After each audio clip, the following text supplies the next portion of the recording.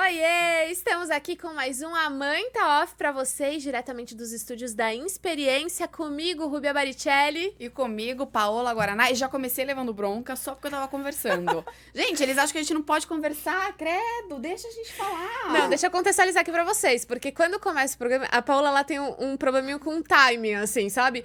Quando começa o programa, ela sempre tá falando, aí eles soltam, tipo, gravando, e ela tá conversando, e aí ela quer que a convidada adivinhe que acabou. E no final também, vocês podem reparar, todo final de programa, a gente já tá pra encerrar o programa, ela solta duas perguntas aleatórias, assim, tipo... É apego. Quero saber, não quero terminar Não isso. quero parar, não quero acabar, então é apego. E se você também tem um apego e não quer parar de assistir a gente, não tem problema. Tem aí, ó, mais de 40 e poucos episódios, agora eu já não sei o número exato. Mas temos aí, ó, vários episódios, então estão tudo aqui embaixo, ó. Se inscreve no nosso canal, ativa as notificações, curte, comenta, compartilha e maratona. Ah, Netflix, por que choras? E segue a gente também nas redes sociais, amaintaoff.podcast em todas elas. E hoje o papo promete, né, Paola? Que a gente vai descobrir o diferencial das crianças francesas. Não. Eu quero saber se existe diferencial entre as crianças francesas. Fala-se muito, né, sobre as crianças de Paris, não sei o quê, tem livro sobre isso. Eu quero saber se é verdade ou se não é. Com mais de 5 milhões de seguidores ao redor do mundo, espalhado por esse mundão, a nossa convidada compartilha a rotina e a maternidade, né, Paola? É isso aí. Depois de 7 anos morando na França, ela tá de volta. Seja bem-vinda, Rê Andrade! Obrigada! Ai, que chique. Podemos falar em português normal aqui? Não, je préfère falar em francês. Não, Gente, vou dar uma saidinha, depois eu volto. Não, se eu começar a falar em francês aqui, o pessoal vai morrer de rir, né? Quem sabe falar o francês. Mas deixa eu te perguntar, o seu público brasileiro, francês, aonde tá? O meu público tá espalhado pelo mundo. Mas a maior parte é brasileiro. Mas eu me desafiei a criar um canal em francês uma vez, tá? Eu ia perguntar, o seu conteúdo é o quê? Português? Sério? Eu criei, de verdade, eu fiz um canal com uma francesa. Uma Que amiga legal. francesa. E aí, só que não deu certo, né? O pessoal não entendia o que eu falava. De verdade. Porque eu tenho um problema com idiomas. Eu falo, mas a entonação, o acento é muito difícil pra mim. Tenho uma dificuldade tremenda. Umas travas, assim, sabe? Minha filha, a Lara, ela tem 8 anos. E ela viveu todo esse tempo lá na França. Ela olha pra mim e fala, mamãe, isso não é francês. Mas é o sotaque, né? É. O sotaque fica. Isso não é francês. Você tá falando... Você tá tentando falar o francês, mas tá tudo brasileiro. Era engraçadinha, ela fala, tá tudo brasileiro. Mas era isso. Mas é sotaque, eu acho que o sotaque fica, né? A gente vê, é que é bastante tempo, né? 7 anos é bastante. Mas o sotaque fica. Então, Fala mas aí eu francês, ficava falo com em casa, sotaquezinho. né, falando E em fala português. Então. Meu canal em português, o Instagram em português, TikTok em português. Só esse tempinho aí, eu fiquei 3 meses com o canal em francês. Mas gravava uma vez na semana. Era bem pouquinho. Então, não tinha como. E ela vivia na escola, né, gente? Falava em francês o dia inteiro. Meu marido, no trabalho, falava francês o dia inteiro. Aí eles dois, lógico que vão ter um acento muito parecido com os dos franceses. Como fala mãe tá off em francês? Dá, não? Mamãe é off? Mamãe é off. Achei chique. Achei chique pra não se reproduzir. Tá, Pois. vamos chegar na França. A Vamos. França tá aqui, né? Vamos começar do zero. Um pouco antes. Você estava contando pra gente que você foi casada, você casou muito cedo, né? Você casou com 18 anos e ficou casada por 9 anos. Aí você engravidou, perdeu o nenê e depois teve um processo pra começar a tentar engravidar de novo, que não foi o seu marido atual, foi o seu ex-marido. Como é que foi esse processo? Como é que foi o engravidar tão cedo e depois ter tanta demora pra engravidar de novo? Foi difícil? Foi difícil, foi a época da minha vida que eu falo assim, que eu mais sofri. Antes eu não gostava de falar do assunto, eu demorei, acho que uns 7 anos para abrir isso para minha comunidade, porque eu achava que era muito triste a história e que, né, não era legal ficar passando histórias tristes para quem gostava de mim. Mas eu casei cedo porque a gente era de uma igreja e aí não podia transar nesse casamento. E os nossos pais queriam muito que a gente casasse o mais rápido possível. Até porque eles diziam que a gente já tinha tudo, né? O pai dele deu a casa pra gente morar, e aí a gente tinha os móveis, não sei o quê. Pra eles era muito simples o ter tudo. E agora eu entendo que a gente não tinha o principal. né? Porque a gente não era maduro Maturidade. bastante pra casar com 18 anos. Eu tinha 18 e o meu ex-marido tinha 19. Mas você sempre sonhou em ter família, ter filhos? Sempre, sempre. Isso era muito forte na minha casa. Eu acho que muito pela minha família, que é grande. Nós somos 4 irmãos. E também por causa da religião. Então, porque na igreja a gente sempre é incentivado a formar família. A gente tá aqui pra isso, entendeu? Então, eu tinha muito desejo de casar e logo de cara, assim, já ter filhos. E o ter filhos, eu acho que era mais forte em mim do que o próprio casamento em si. Era algo, assim, um sonho, sabe? Eu via muito... Era muito iludida, né? Com essa questão do quão lindo era ter um bebê. E daí a gente casou. Aí a gente não evitou. E depois de 8 meses eu engravidei. E eu fiquei grávida por 3 meses. Só que eu só descobri um dia antes de perder o bebê. Como eu tinha muito problema de micropolicís, minha menstruação era, né, tudo desregulado, tudo. Eu desconfiei que eu tava grávida, porque eu tava sentindo um pouco de enjoo, tudo. E aí eu fui fazer o exame. E eu fiz o exame em casa, aí deu positivo. Aí no dia seguinte eu fui fazer o de sangue. E aí eu lembro que eu peguei o exame na mão de manhã, fui trabalhar e na hora do almoço eu comecei a ter um sangramento. E aí já fui pro hospital e descobri que não tinha mais batimentos. Possivelmente, o médico falou que possivelmente quando eu fiz o exame o bebê já não estava mais, né, vivo. E pra mim foi um processo muito doloroso, é claro, eu era muito nova, imatura. Eu queria muito, era um desejo árduo, assim, de, né, ser mãe. E eu estava longe da minha mãe morava no interior de São Paulo, e eu estava aqui em São Paulo. Então, foram várias questões, assim, que me fizeram passar por aquele momento de uma maneira muito... Solitária? Solitária, assim. E também, assim, de novo, eu não tinha base nenhuma emocional para passar por aquilo, entendeu? Então, foi muito sofrido. É lógico que o meu ex-marido estava ali comigo, me apoiou, tudo, mas não era algo que poderia ser, sabe, tratado da maneira que foi. E depois disso, eu tentei por mais 3 anos ter filhos. Só que eu não conseguia mais engravidar. E você soube alguma vez se teve alguma relação com essa perda do primeiro bebê ou não? Então, o médico falou que era natural e que, né, tem uma porcentagem das mulheres que perdem até o 3º mês e que era totalmente normal e não teve uma investigação, porque na época eu não tinha condição financeira de ter um plano de saúde, então eu fui no hospital público. E aí foi aquele cuidado ali que é o básico. A gente não teve uma investigação. E como eu era muito imatura, eu não fui também na minha ginecologista e perguntei pra ela, vamos fazer uma investigação, né, tudo. Eles falaram pra mim que era aquilo e ponto. Só que tinha, né, mas eu só fui descobrir 9 anos depois. o motivo real de eu ter perdido o bebê. Já pode falar? Vamos falar. Então, aí eu tentei os 3 anos seguintes ter filho, não consegui engravidar. E aí eu fiz vários tratamentos, inúmeros. Todos os que vocês, né, que era possível na época, que me falavam, que a ginecologista falava também, eu fiz. E teve uma época que a ginecologista falou, seu marido também precisa fazer um exame, né? Ele precisa investigar, porque às vezes não é você o problema. E ele disse que foi e fez, né? Eu confiei nele, que ele tinha ido e tinha feito e que não tinha nada. Aí, quando tinha 4 anos de casada, a gente decidiu fazer faculdade. Na verdade, eu ganhei uma bolsa, porque eu comecei a trabalhar na faculdade. E nós 2 começamos a estudar. Aí a gente falou, então vamos dar um tempo agora. E vamos focar nos estudos. E depois a gente pensa de novo nessa questão dos filhos. Rei, deixa eu só te interromper. Só pra antes dessa pausa dos filhos. Porque eu acho que já veio muita gente aqui que falou, né? Sobre a dificuldade de engravidar, sobre tentativas, não sei o quê. E você falou uma coisa que eu achei muito, muito curiosa, assim, e nova. Ninguém nunca trouxe isso pra gente, que era a pressão familiar que vocês também tinham, né? Então, assim, você já tinha uma frustração de não ter conseguido. Você conseguiu uma vez, aí depois não conseguia mais. Tinha sua relação com seu ex-marido e tal. E vocês tinham essa pressão familiar também, né? E acho que isso ninguém nunca trouxe pra cá, né? Sim. Era bem difícil, porque além de eu ter que administrar o meu interno, porque já não era fácil, essa questão de não me sentir capaz, não me sentir mulher, porque pra mim mulher era só a mulher que gerava uma criança. Na época era esse o pensamento que eu tinha. E aí tinha a questão tanto da minha família quanto da família dele, que queria muito um neto, nenhum dos dois tinha, em nenhum dos 2 lados. E mais da minha ex-sogra, que ela era fascinada, assim, ela queria muito ter. E ela me pressionava de uma maneira que não era legal. Então, ela trazia muito o jeito que ela falava, né? Eu sempre falo que não é o que você fala, porque você pode falar, entendeu? Você não deve ser hipócrita. Você deve falar as coisas que você pensa, é lógico. Às vezes, você tem que se reservar, né? Também não vamos, né, falar tudo. Pode ter um Mas ela filtrinho aí. poderia falar, né? Porque era um desejo muito grande dela, não tinha problema nenhum.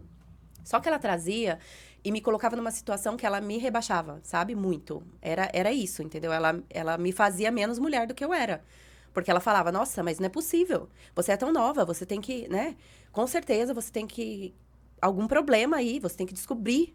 Era uma pressão muito forte para eu descobrir o que acontecia dentro de mim, porque eu não podia ter filhos. E eu vivi com isso por muitos anos.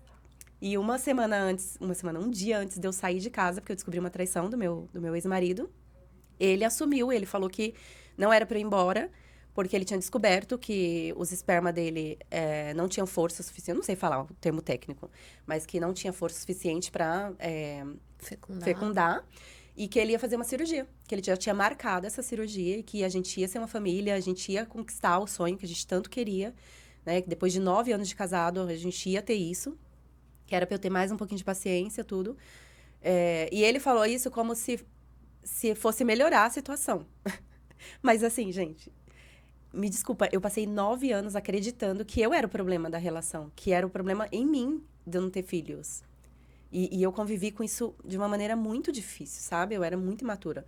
E aí ele me falar isso só me deu mais forças de realmente sair, porque também não foi fácil o divórcio. Né? Como eu falei, a gente tinha lá a questão da religião, os meus pais, principalmente meu pai, muito forte. E eu falei, tá, o que eu faço? E eu fui aconselhada a não me separar, né? Por causa da religião. Casamento é pra vida inteira, Deus não vai te perdoar, você vai pro inferno. Então, eu tive que trabalhar tudo isso. E mexia com você isso? Muito, muito. Durante mais ou menos uns 4 anos depois que eu me separei, eu chorava muito, porque eu achava ainda que eu ia pro inferno, entendeu? E isso impactou na questão da minha gestação, da Lara. Porque eu tive ela, mas aí eu ainda ouvi o que as pessoas falavam pra mim. Porque em alguns momentos, né, dessa coisa do conselho, da igreja, a pessoa chegou em mim e falou assim, olha, se você se separar, você não vai constituir uma família de jeito nenhum. Sua vida vai ser... Se você tiver filho, você vai sofrer demais. Sabe, assim, umas coisas desse Como tipo. se você fosse pagar o que... Exato. Pagar pelo meu pecado. Né? O meu pecado de me separar de uma pessoa que tinha me traído. Sabia que a gente tem trazido bastante pessoas também que falam muito sobre religiosidade. E eu tenho visto quantos... a doutrina, assim, ela mexe muito com a psique das pessoas. Você não sentiu isso? Tipo, cara, isso você acha? Tipo, como que foi sua relação com a religião depois disso? Porque acaba que você cria um bloqueio, né? Ao invés de ser aquela coisa acolhedora que é, de fato, que Deus, Jesus, a criação dá uma... Você sentiu isso, então, não? Eu acho que eu não senti... Na verdade, eu não coloquei pra fora por causa do meu pai. Tá. Porque eu tenho muito respeito por ele. Eu não quero fazê-lo sofrer, eu não quero, né, causar um mal-estar nele, de eu falar algumas coisas que eu penso. Mas, ao mesmo tempo que eu vejo que a religião, ela me causou muitos males, porque causou. Isso eu sei, porque eu estudei, né, eu faço um estudo sobre o meu passado e eu vejo o quanto isso mexeu com o meu emocional, com essa questão do meu ser interno mesmo. Mas, ao mesmo tempo, teve muita coisa boa. É aquilo que a gente estava falando antes. Tipo, toda a situação que eu vivi, eu consigo ver o lado bom também, sabe? Igual eu te falei, essa importância, o propósito de ter uma família, eu aprendi na igreja. E é real. E é muito bom. É a melhor coisa que aconteceu na minha vida. Só que a maneira como alguns assuntos são tratados, infelizmente, causa danos que eu preciso reparar hoje, que não é fácil de reparar, sabe?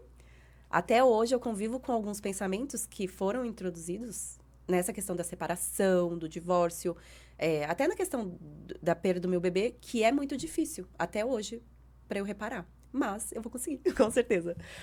E a vida traz experiências, coisa que a gente não consegue mudar, né? Então a gente tem que lidar com aquilo. E a gente tava conversando também, que a gente corta desse período da sua vida onde rolou isso, de você, né, tentar engravidar, não conseguir, 9 anos pra descobrir uma coisa que mexia tanto com você. E aí corta pra hoje você com uma família, com 2 filhos lindos, saudáveis. Exato. E a gente não entende na hora que a gente tá passando a experiência, mas aí anos depois, em algum momento a gente olha e fala, caraca, então era por isso que não deu certo, Aham. porque agora é esse o lugar aqui, A sabe? Paula comentou, né? Sobre a questão de não ter tido o bebê. Pois É. Porque aí ia acontecer a separação, né? A coisa não ia... Filho não une o casal, né? A gente sabe que um casamento ele não vai existir só porque existe um filho. Então, algumas coisas acontecem na nossa vida, tem já, né, um porquê. Sim. E hoje eu tenho minha família, 2 filhos, e a gente é muito feliz, né? Nada do que me falaram se concretizou. Porque eu sou dona da minha vida. Eu decido o que eu vou viver. Eu decido o que eu quero viver. Eu que tenho que ter forças para direcionar, né, tudo que eu faço para alcançar as coisas boas. E depende de mim, não depende da pessoa, da igreja, não depende, né? Não depende.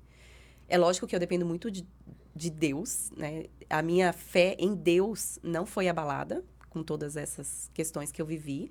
Hoje eu tenho uma questão que não é religiosa, né? Que eu vejo Deus de uma maneira muito diferente da que eu via antes, mas é isso.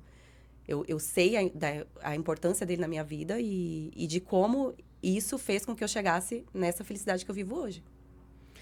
Aí você tava comentando que daí vocês entraram na faculdade, foi isso? Aí vocês Isso. resolveram parar de tentar ter o nenê pra se dedicar aos estudos. E aí foi quando você descobriu que, na verdade, a infertilidade era dele, que ele te traiu. Aí você terminou. E aí corta pro Gil. Aí quando entrou o Gil? Então, Como o entra Gil entrou um pouco depois que eu me separei. E eu tinha muito receio de apresentar ele para minha família, então eu escondi o nosso namoro por um bom tempo. Eu já tava com 30 anos e ele bem mais velho também. Ele já tinha um filho, adolescente já. E eu escondi um tempo da minha família porque eu queria ter certeza para não introduzir alguém que depois, né, fosse ter uma outra desilusão, né, amorosa logo de cara. Ficou um trauma? Ficou um trauma? Ah, ficou. Muita insegurança. É isso que eu tô falando, entendeu? É muita insegurança. Porque esses pensamentos, né? Na logosofia, a gente estuda muito sobre a questão dos pensamentos. Que o autor da logosofia fala que os pensamentos são entidades autônomas. E eles têm vida própria. E eles passam de mente em mente. Mesmo que a gente não queira, a gente fica com eles ali. Essa coisa do inconsciente. Às vezes a gente tem alguma ação que a gente não quer fazer, mas a gente faz baseada nesse pensamento. Esse pensamento faz com que a gente haja de uma maneira que a gente não quer. Tipo pensamento intrusivo? Exato. Você vai lá e, por exemplo, numa discussão. Eu passei muito por isso na empresa. Eu sabia que tinha uma pessoa ali que era muito difícil da gente conviver. E por muitas vezes em casa, antes de eu ir trabalhar, eu falava... Nessa reunião, eu não vou discutir com essa pessoa. Eu não vou. Eu vou ficar quietinha, vai dar tudo certo. Né? Chegava lá, eu até conseguia por um tempo, mas estourava no meio da reunião. E é isso. Não é porque eu quero, mas é porque eu sou conduzida por esse pensamento, que era muito forte em mim. Então, o que eu tento trabalhar hoje na logosofia é identificar esse pensamento e fazer com que ele seja eliminado. Né? Eu bloqueio muitas vezes, porque eliminar é muito difícil. Mas, nessa época, eu não tinha esse conhecimento. Eu não sabia como fazer isso. Como chama? Logosofia? Logosofia. Eu fiquei interessadíssima nisso. É muito bacana. É uma ciência onde o objeto de estudo somos nós mesmos. E aí, eu convivia com isso, entendeu? Esse pensamento era tão forte em mim, tão forte dessa insegurança, que influenciou muito no início do meu relacionamento com o Giovanni. E depois, no início da minha maternidade, né? Eu via a Lara e vinha um monte de pensamentos que não eram reais, eram totalmente irreais. A imaginação era muito forte também. Tudo por conta dessas coisas que eu tinha vivido. Mas em que sentido, Rê? No sentido, tipo, não vai dar certo? No sentido, fiz errado? Exato. É assim, o mais grave era essa questão de pagar pelo que eu tinha feito. Então, se eu fui contra a Bíblia... Deus tinha falado para eu casar e viver casada a vida inteira. Eu fui contra a Bíblia. Eu fui contra a doutrina. E aí, agora eu tenho que pagar. Na minha cabeça, eu ia pagar com a minha família. Alguma coisa ia acontecer com a minha família por conta do que eu tinha feito, entendeu? Tipo assim, na prática, como que era isso no sentido de você desenvolver alguma ansiedade, ficava sempre esperando alguma coisa Sempre ruim, essa esperando coisa alguma coisa ruim não acontecer. acontecia? Ou você focava em coisas que falava, nossa, isso daqui tá acontecendo porque eu tô pagando? As duas coisas. As duas Tá. coisas. Meu pensamento era sempre voltado a pagar pelos meus pecados.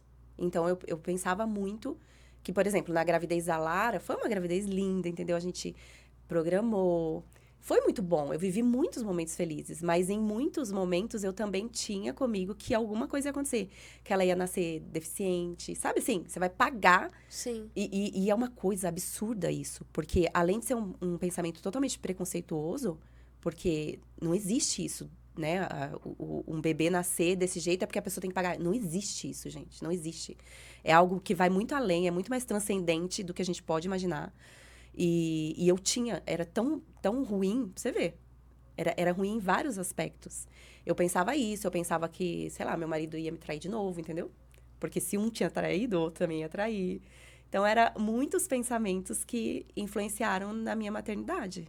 De maneira negativa. E aí veio a mudança pra França. Você acha que essa mudança mudou Ajudou isso muito. também? Tipo, te Ajudou tirou muito. desse contexto aqui, Ajudou sabe? muito. Tô saindo desse cenário, são novos ares. É porque é a questão da segurança que eu tava falando pra Ru. Eu me sentia muito insegura em diversos aspectos. E aí, quando você muda pra um país com uma cultura diferente, com um idioma diferente, você tem que se fortalecer. Você tem que encarar a vida de uma maneira muito mais, como se diz, corajosa. Você tem que ser muito mais valente, porque senão você não vive. Imagina, se eu ficasse com medo de viver lá, de sair na rua, de não sei o quê, que vai acontecer alguma coisa com meu filho, eu não ia viver. E eu acho que as minhas preocupações eram diferentes, não é? A gente tinha muitas coisas para tratar, era muita coisa para me adaptar num país com cultura tão diferente da do Brasil, que esses pensamentos eles foram enfraquecendo na minha Talvez mente. não tinha mais tempo pra eles, né? É isso, E eles eu foram acho que também enfraquecendo. rola um autoconhecimento, né, Rê? Porque você tá sozinha num país, Isso. sem rede de apoio, sem nada. Você precisa se autoconhecer, entender os seus gostos, o que você vai fazer com aquilo, porque senão você pode ficar super deprê, ficar, sei lá, ruinzinha de cabeça. Mas aí, pra gente seguir, pra conseguir, imagino que o autoconhecimento nessa fase também, ele dá Eu acho que no início, eu ver algumas pessoas que já estavam lá e que sofriam muito, principalmente mulheres, né? Que sofriam muito, me fez querer uma vida diferente da delas. Então, eu olhava aquela situação que não era boa e eu falava, eu não quero, eu quero viver essa experiência, porque eu aceitei viver a experiência. Não foi uma coisa que eu fui forçada a ir pra lá, entendeu? E eu falava, eu quero viver essa experiência da melhor maneira possível. Quero aproveitar ao máximo. Coisas ruins vão ter? Vão. Os franceses são frios? São. O clima é gelado? É. Eu gosto do frio? Não. Mas, né, a minha filha vai aprender um idioma diferente. Eu vou me tornar uma pessoa muito mais forte, muito mais segura, né? Nós vamos nos fortalecer muito como família. Então, tinha muita coisa que eu sabia que ia valer a pena. Então, eu decidi focar no lado bom. E eu acho que no início, olhar para a pessoa que tinha fracassado, que queria voltar para o Brasil logo nos 3 primeiros meses, foi muito bom para mim. Mas logo depois eu encontrei a logosofia. Então, eu comecei a estudar lá e eu comecei a descobrir muita coisa que me ajudou. E aí... Pode falar. Não, pode falar, desculpa. E foi essa virada de chave, entendeu? Eu comecei a perceber que eu estava sendo influenciada por um monte de pensamentos que não eram meus, que não eram reais, que não eram... De verdade, não era o Deus que eu conhecia era um Deus muito maior, muito mais bondoso, muito mais misericordioso do que aquele que me falaram, entendeu? Que Deus não estava ali para me castigar e para mim, ele só estava para me ensinar. E que eu tinha a oportunidade, sim, de rever muitas coisas no casamento que eu estava vivendo. De muitas coisas que eu poderia melhorar, sabe, em mim, para que eu vivesse um relacionamento diferente. E não que o anterior tinha sido ruim, não. Vivi muito feliz também. Muito tempo fui feliz. Mas que eu poderia ser mais feliz se eu melhorasse algumas coisas em mim. E recapitulando, você vai pra França por conta do trabalho do seu marido, né? Foi isso mesmo. Eu tava grávida de 8 meses da Larinha. Vivendo a minha melhor fase profissional. Eu tinha me formado em ciência da computação, fiz MBA em gestão e governança de TI. Eu estava na Natura, como coordenadora de uma equipe enorme de infraestrutura. E aí, a Natura era o meu emprego dos sonhos, né? Porque é muito voltada, assim, pra mulher, aí tem creche lá dentro. Aí eu já me via amamentando minha filha em horário de trabalho. Tinha, acho que 8 meses de licença maternidade. Ou seja, melhor fase. E aí, meu marido chega em casa e fala, então, recebi uma proposta pra ir pra França. Aí eu, legal. Mas, assim, eu estava vivendo a melhor fase profissional e como pessoa, como mulher, porque eu estava, né, vivendo a maternidade que eu tanto queria. Só que ele não estava bem no emprego dele. Então, o Brasil estava sofrendo uma crise e ele trabalha numa financeira. E aí, existia a possibilidade dele ser dispensado e tudo. Eu falei, vambora, né? Tamo nessa. E a gente foi... Só que eu me preparei bastante para ir, como eu falei. Eu não fui iludida, assim, sabe? Ai, Paris, Torre Eiffel. Não, tinha nada disso. Eu já sabia exatamente como era a questão dos franceses, né, deles terem uma cultura muito... É muito diferente da gente. Muito. Ao extremo, assim. A do frio, que eu não gostava. Eu vivi muito tempo no interior de São Paulo. 30 graus pra cima, gente. E lá, zero, menos 3, menos 2. E outros aspectos também na questão da maternidade. Então, eu aceitei mais por nós, como família, pra gente se fortalecer mesmo, pra gente se unir. E pra ele, né, se recolocar profissionalmente, do que realmente pra viver um sonho de fadas lá em Paris. Desculpa, só pra entender, ele te falou isso, você tava grávida, é isso mesmo? Eu tava grávida. Porque depois vocês se mudaram quando a Lara tinha 6 meses já. Ela já tava... Demorou, então, até o processo? Demora muito. O processo de expatriação, ele é muito demorado. A gente tem uma fase, né? Na verdade, assim, antes dele aceitar ir pra entrevista, ele veio falar comigo. Porque ele não queria aceitar participar de um processo seletivo e depois, no final, eu chegar pra ele e falar, não existe nenhuma possibilidade. Então, ele me falou já antes de começar o processo seletivo. Aí, fez todo o processo seletivo, que demora, tipo, 4, 5, 6 meses. Passou em tudo. E aí, quando ele foi aprovado, a Larinha já tinha nascido. E aí, ele falou, e aí? Agora não tem mais como voltar atrás. Falei, beleza, vou fazer francês, entendeu? Aí, contratamos uma professora de francês lá pra eu ter um intensivão pra ir pra lá, pelo menos com o básico. Aí, quando ela tinha 3 meses, a gente fez a descoberta, que é um processo que a família vai pra conhecer o lugar, pra ficar uns dias, pra pensar se realmente quer, né? Antes de bater o martelo na proposta. E aí, a gente voltou e ele deu ok. Aí, quando ela tinha 8 meses, a gente foi de vez. E como foi essa descoberta lá, esse período? Foi maravilhoso, né? Foi. Porque é o início, gente, você imagina. Eu tinha ido pra Paris já, na minha lua de mel, só que a gente ficou 2 dias lá e quase não deu pra ver nada. Só que, quando a gente vai fazer a descoberta, a gente já vai olhando como morador, entendeu? Então, a realidade é outra.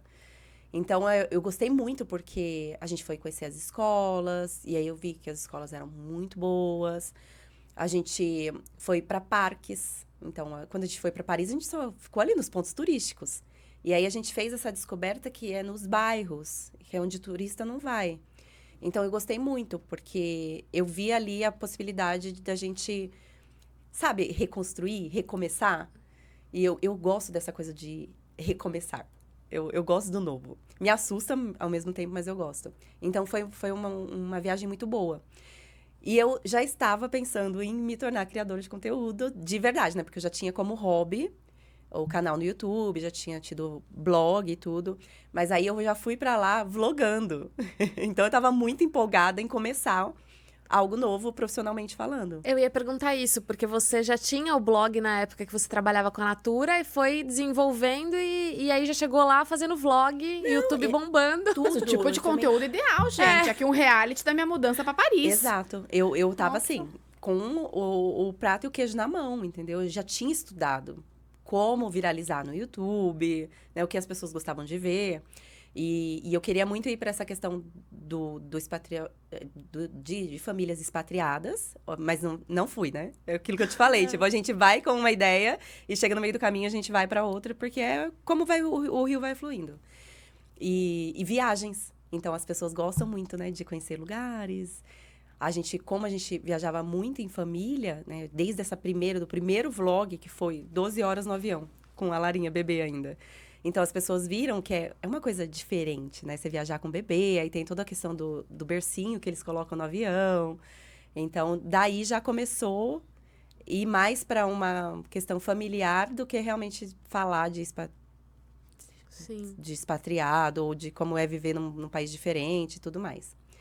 E foi isso. Então, eu estava bem empolgada com a mudança. Então, a descoberta foi boa. E como foi com ela? Você falou já que a sua mãe não morava em São Paulo, mas assim, interior, não sei aonde, mas interior ainda tá aqui, né? Como é que foi essa mudança pra lá, sozinha, você, seu marido e a Lara, pequenininha? E assim, aí rede de apoio, inicialmente zero, porque mesmo que, lá vai conhecer alguém, num primeiro momento você não conhecia ainda. Como é que foi essa mudança, assim, com ela tão pequenininha? Então, rede de apoio foi praticamente zero em 7 anos que eu fiquei lá. Porque olha que incrível, só no finalzinho eu consegui uma babá, que ela ia em casa e ela ficava com os 2 pra mim. Durante todo o período que eu morei na França, eu fiz tudo sozinha. Mas aqui no Brasil, minha mãe morava longe, no interior de São Paulo, e minha sogra mora em BH. Então, eu já estava sozinha. Só que é lógico, eu tinha amigas, né? Então, por muitos momentos, minhas amigas vieram em casa, cuidaram dela pra mim, pra eu estudar o francês, tudo. Então, tinha. E eu me sentia segura, né, gente? É o meu país, eu falava o idioma, então eu sabia me virar. Eu sabia ir ao médico com ela, não precisava do meu marido. Né? Eu era uma mulher independente. Quando eu fui pra França, eu me tornei totalmente dependente dele. E aí vem essa questão da insegurança, entendeu? Porque eu falava, cara, eu dependo dele em tudo, financeiramente, psicologicamente, pra falar o idioma pra mim, entendeu? Tudo, tudo, tudo.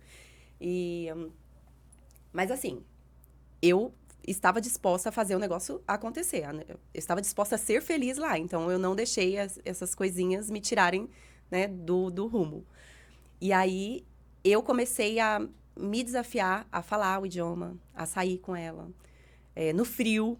Então, eu pegava vídeos, né, que ensinava a se agasalhar, tudo. Porque eu imaginava que eu ia sair no frio e que eu ia morrer congelada, gente. Que meus dedos iam congelar. Eu não sei que medo era aquele que eu tinha de frio. Mas são muitas questões que tinham, não só da falta de apoio, mas também da segurança dela. Eu me preocupava muito dela ficar doente. Eu vou sair no frio com ela, ela vai ficar doente, como que eu vou pro médico depois? Se o Giovanni tá numa viagem, que ele viajava muito na época. Então, eu ficava pensando muito, entendeu? Em tudo que ia acontecer. As possibilidades da coisa dar errado. Deu ruim. Aí eu faço o quê, né? Saio lá e falo... E foi engraçado. Sabe o que é engraçado? É porque a minha cabeça, né? A cabeça de quase todo mundo, funciona de uma maneira que é muito... A gente é muito bobo, sabe? Porque a gente é muito capaz de fazer e de realizar muitas coisas. A gente tava lá 1 ano, aí a minha sogra foi. Minha sogra agora vai fazer 80 anos. E a gente tava no supermercado e ela falou que queria fazer um bolo em casa. Eu falei, dona Luísa, não tem fermento. Compra. Falei, não sei como comprar fermento. Tudo pra mim era difícil, entende? E aí minha sogra olhou pra mim e falou assim, mas aí você pergunta pra aquele moço ali. Aí eu falei pra ela, mas eu não sei como fala fermento em francês. Aí ela pesquisa. Daí eu fui pesquisar e meu celular não funcionava dentro do supermercado. E eu, assim, não tava querendo mesmo fazer o bolo, entendeu? Pra mim era muito difícil concretizar o bolo. E aí eu falei pra ela, vamos deixar pra lá, dona Heloísa, tudo, né? Não precisa disso, não. Aí ela, peraí. Ela foi até o vendedor. E eu fiquei de longe observando, gente. Eu falei, que vergonha. Que vergonha que nada, gente. A mulher tava vivendo, entendeu? Ela foi lá, conversou em português com ele. Fez bem assim, eu só vi ela fazendo assim, ó. Aí o moço, assim pra ela. E os dois conversando por mímica, cara. E ela foi lá e conseguiu o fermento. Veio toda feliz. Aqui, ó. Vamos fazer o bolo. E ela fez o bolo, entendeu? Então, pra mim, ver isso também, sabe? Essas experiências com ela, com meu pai. Eu tava lá em casa. A gente tinha se mudado de Paris para um lugar mais distante, porque eu queria viver mais próximo da floresta, eu sempre gostei muito da montanha. E aí a gente estava reformando o apartamento. E meu pai foi comigo, porque eu levei ele para ajudar com a pintura, tudo. E chegou a equipe, eu já estava 2 anos lá, gente. Chegou a equipe para colocar o piso na minha casa. E aí eu comecei a me esforçar, né, para falar as palavras, porque muito técnico, piso, não sei o que lá, com os rapazes. E eu tô lá tentando explicar pra ele como que era a questão do piso, né? Onde você vai colocar... Esse aqui você coloca na cozinha, esse aqui... E chegou um momento que travou a conversa. Meu pai olhou pra ele e falou assim, esse daqui você vai botar não sei o que, não sei o que lá. Eu ia falar pro meu pai, pai, o senhor tá falando em português. Daí o rapaz virou pra ele, você fala português. O cara era português, de Portugal. E eu lá me matando pra conversar. Ou seja, eu percebi que eu dificultava muito as coisas, entendeu? E aí foi aí que eu fui despertando, tipo, para essa questão da Larinha também. Então, eu dificultava muito, eu estou sozinha. Cara, as francesas, elas têm 4 filhos sozinhas. As mães não ficam lá ajudando, apoiando, não. Né? Você estava falando lá do livro As Crianças Francesas Não Fazem Manha. E é bem isso, entendeu? Não tem como... É como a minha mãe criou 4 filhos. Criando, entendeu? Você não dá muito, mas você dá o basiquinho ali e tá tudo bem. E essa questão da Lara, eu comecei a olhar pra maternidade pensando nisso. Eu falei, tipo, eu não posso ficar exigindo muito de mim, porque eu estou sozinha, entendeu? Eu vou ter que viver como eu posso. E ponto. E você vivendo todas essas experiências, que hora o Liam entra na parada? Ele entra, tipo, uma coisa mais planejada, que já tô pensando num segundo filho, porque foi na pandemia, não foi? Foi. Ele nasceu. Ele é um bebê da pandemia. O Giovanni, quando a gente se conheceu, ele não queria ter filhos, porque ele já tinha o Gustavo. Ele tem um filho de 28 anos, que ele fez lá na praia com 17. Ele é novo. E aí... Ele não queria ter mais filhos, porque já tinha passado pela experiência, não sei lá. E eu falei pra ele, então, a gente vai se separar, porque eu quero ter filhos, né? E aí, a gente combinado, antes de casar, que teríamos um filho. Um filho só. Era o que ele podia me dar e eu aceitei. Por mais que eu sempre tinha ideia, assim, de ter uma família maior, de ter 2, 3. E aí, quando a gente foi pra França, era muito difícil, né? Por mais que eu tentei viver da melhor maneira possível, tinha... muitas dificuldades que a gente enfrentava como família. E ele estava um pouco traumatizado com a questão da Lara, porque por mais que ele tenha vivido um pouco a maternidade do filho dele mais velho, ele não conviveu com a mulher. Né? Foi assim, ele foi pai distante. Então, com a Lara, vocês sabem como que é. Primeiro filho, um monte de coisa que aconteceu.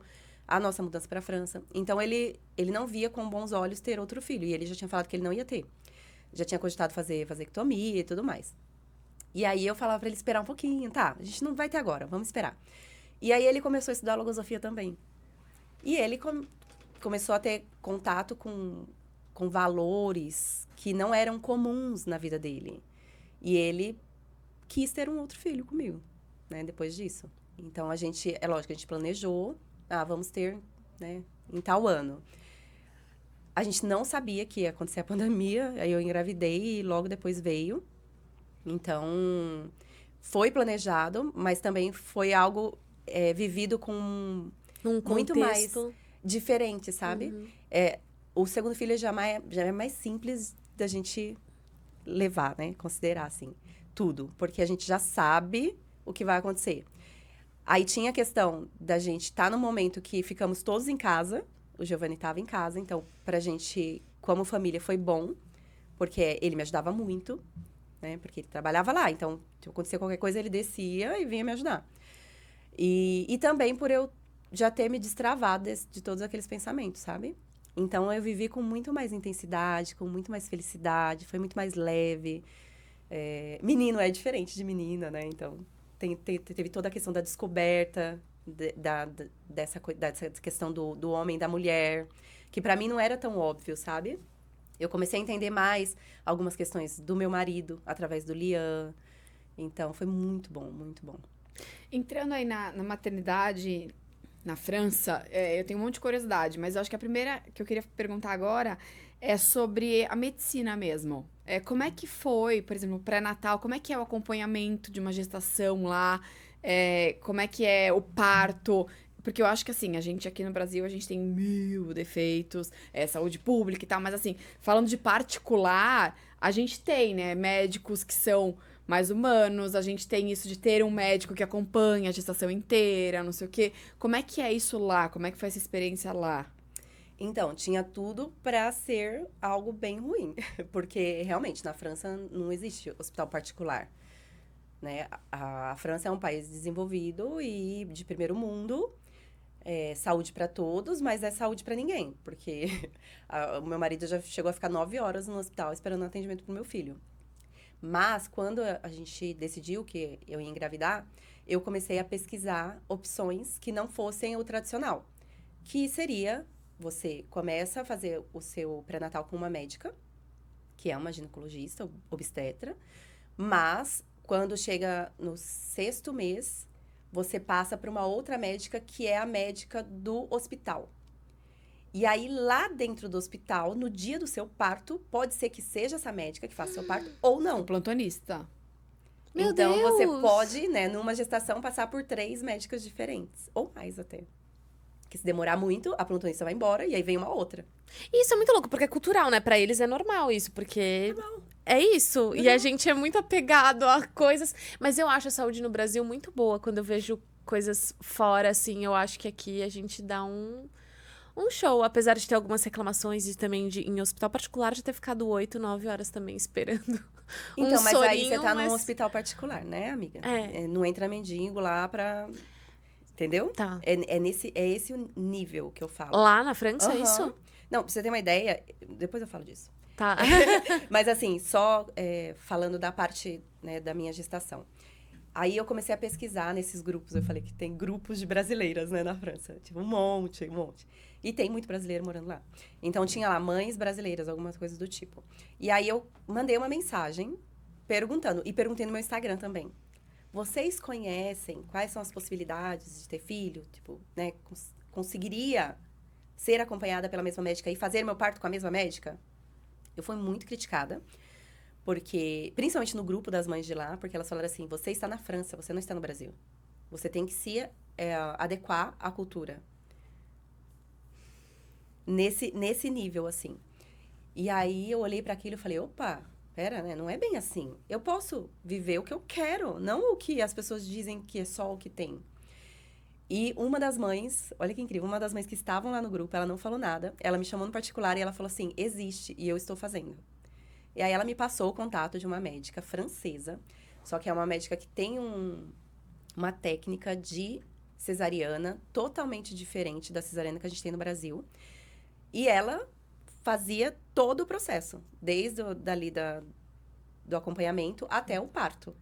Fosse ele normal ou cesariana.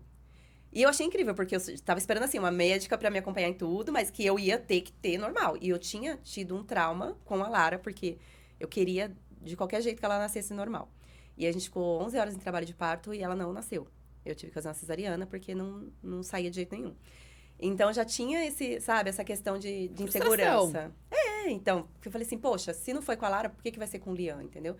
E eu fiquei pensando muito, mas eu falei, vou encarar, né? Vai ter que ser. Só que quando essa mãe falou que tinha médica que fazia cesariana, eu falei, essa é a médica que eu quero, entendeu? Eu vou fazer cesariana, não vou parto normal, coisa nenhuma. Né? Então, a pessoa lá falando, tipo, aide-moi. Tipo, em francês eu não me via, sabe? Tendo um filho. Não era uma coisa natural, nem ia ser natural. E aí, fui até essa médica, a gente conversou. Ela não tinha, né, eu não podia acompanhar muitas pessoas, mas ela podia me acompanhar, deu tudo certo. E ela fez o meu acompanhamento e ela falou o seguinte pra mim. Foi muito bacana, porque eu tinha esse trauma com a Larinha. Porque eu queria muito parto normal, porque eu achava que ia ser muito melhor, ia ser uma coisa muito mais feliz pra mim e pra criança, né? E ela como francesa, ela me trouxe esse assunto de uma maneira que eu falei, uau. Porque ela falou assim, você não vai ser menos mãe, porque você vai ter um filho de cesariana. E aí ela me apresentou a técnica, que é, ao invés de cortar tudo na horizontal, tô fazendo assim porque eu não sei falar horizontal e vertical. Eu só sei fazendo a imagem. Em vez de cortar tudo na horizontal, a gente corta a primeira na horizontal, vai ser o mesmo corte onde a Lara nasceu, e as demais vão ser tudo na vertical. O que acontece? Isso faz com que o impacto ele seja menor nos seus músculos e tudo mais. E aí, você sente menos dor, ou quase nada, zero de dor, depois do parto. É como se a gente estivesse realmente simulando um parto normal. Porque só uma camadinha, né? Cortada ali numa maneira diferente da vagina.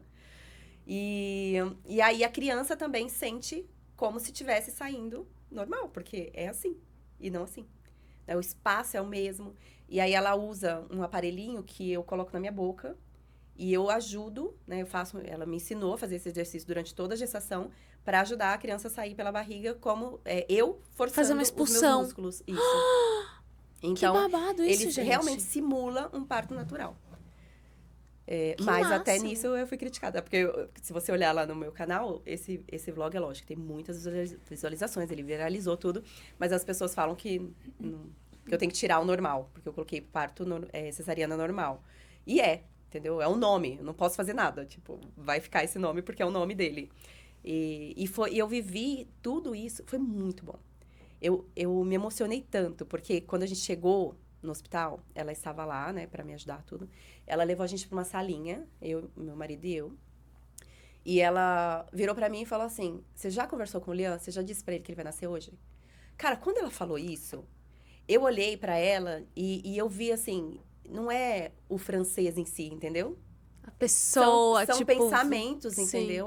Era uma francesa totalmente afetuosa, sabe? Humana. E eu vivi esse momento de uma maneira tão transcendente, tão bonita, tão leve, sabe? Eu virei pra minha barriga e comecei a conversar com meu filho, cara. Eu nunca pensei que eu fosse fazer isso, sabe? Porque aqui no Brasil não teve nada disso. Teve eu lá com dor, lá no meio do corredor, né? Então foi muito bonito, eu me emocionei muito, meu marido também. A gente filmou, eles deixaram a gente filmar uma coisa que eu nunca imaginei que ia acontecer, porque os franceses são totalmente contra qualquer indiscrição. Eles não gostam de câmera, eles não gostam de fotografia. O anestesista, ele disse que não ia deixar filmar. A minha médica convenceu ele a deixar filmar. Falou que só ia aparecer a mão dele.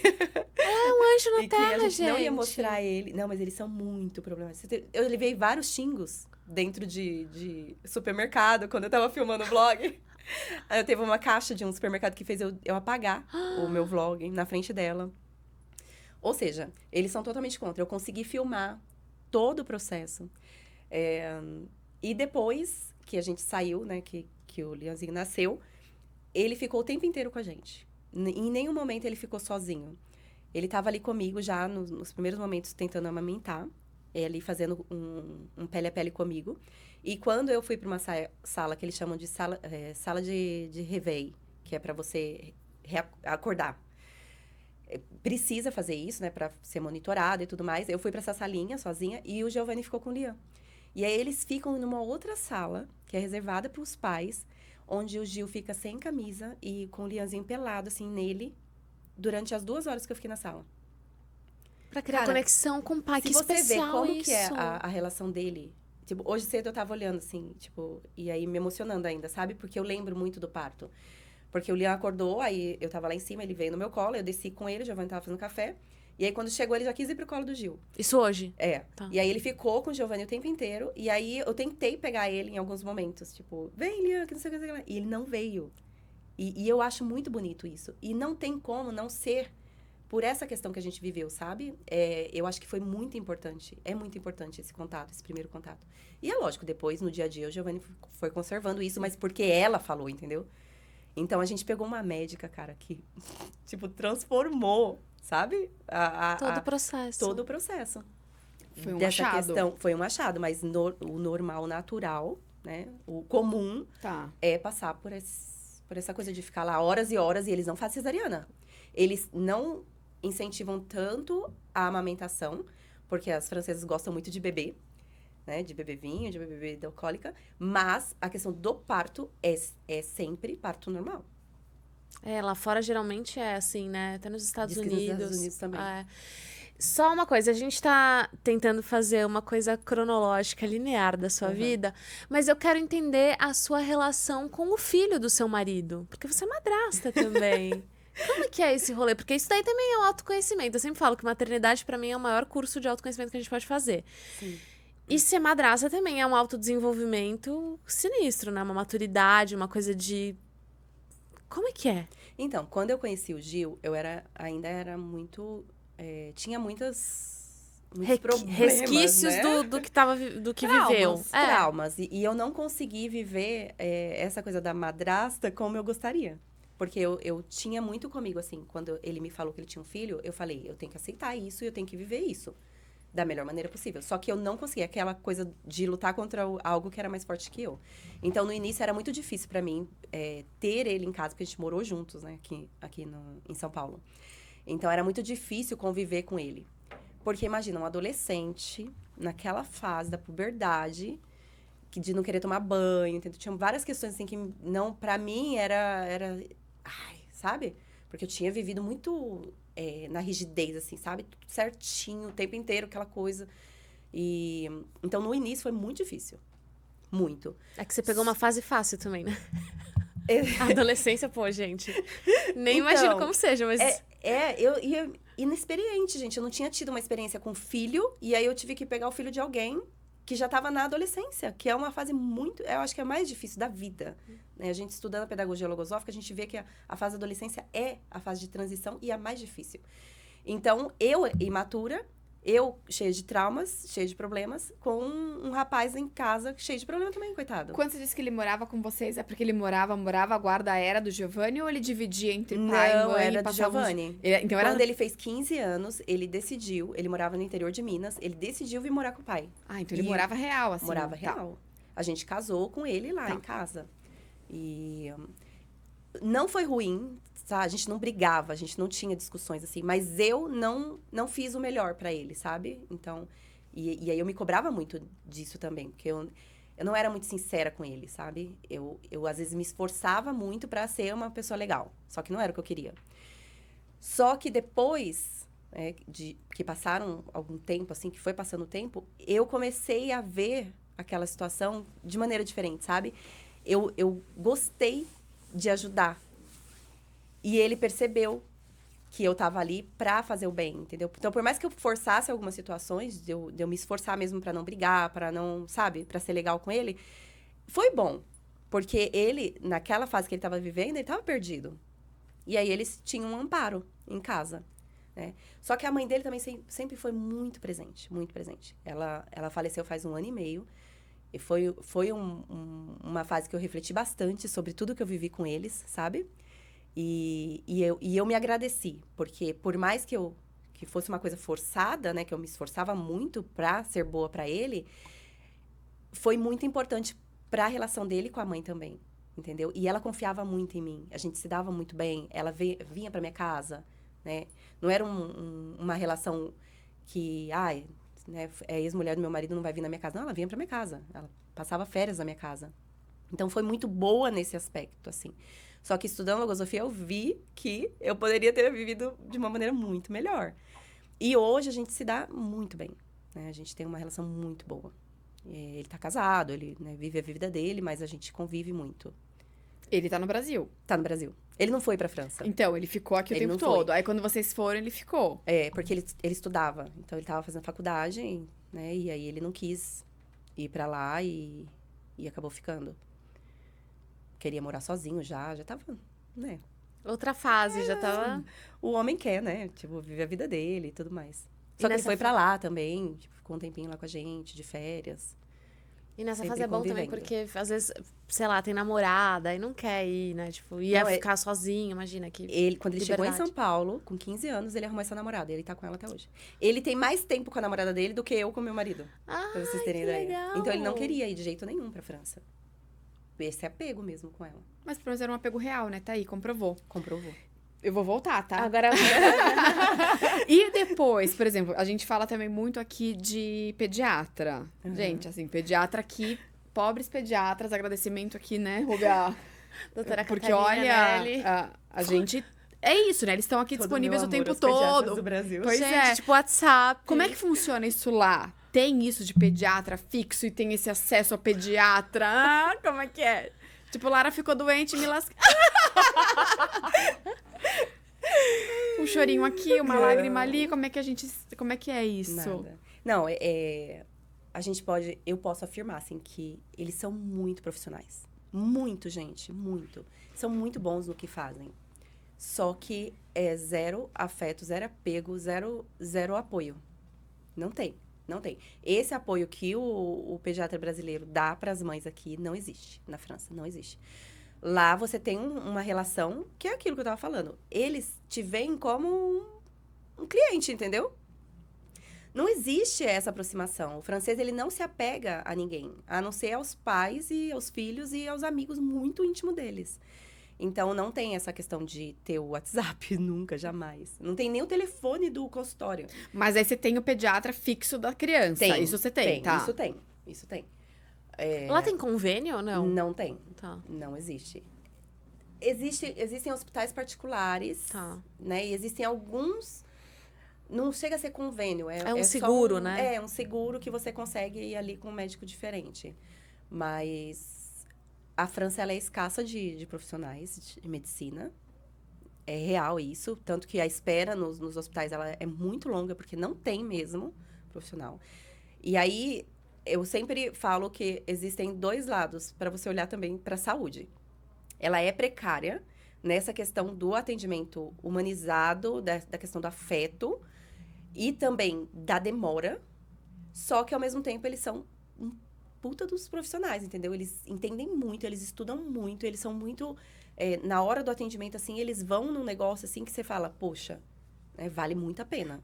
Eles demoram, mas na hora da entrega eles entregam. Eles entregam, exato. Eu acho que às vezes, eu fico pensando, será que a gente é muito Abusa. mimada? Não, acho que a gente é mimada. E aí ficam umas mães chatas. Tipo, as mães brasileiras devem ser um porre. Porque, eu me incluo nisso. Não, real, porque assim, cria... Vou me chamar de grosseira aqui, que chama, já me chamaram tantas vezes. Você é a mentora das mães, né, minha filha?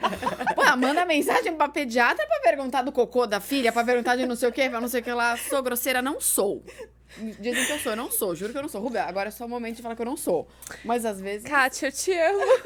Ela não Eu acho é, que só gente. dá pra eu vangloriar a pediatra da Helena, porque realmente eu dou um trabalho.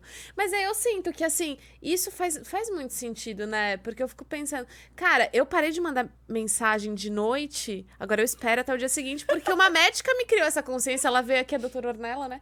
E falou, cara, não manda mensagem de noite, porque a gente vai ver à noite. Então, assim, manda no dia seguinte. Aí eu comecei a criar umas consciências diferentes, porque talvez eu seja a pioneira das mães mimadas. Mas eu acho que não tem uma questão de mimo, mas é mais da insegurança. Quando a gente tem um filho só, a gente é muito inseguro, muito. Porque a gente não entende nada, gente. Eu sempre falo, eu abro caixinha de pergunta, as pessoas sempre me falam de medo. E eu falo, cara, o medo é algo que te protege, que vem pra te proteger.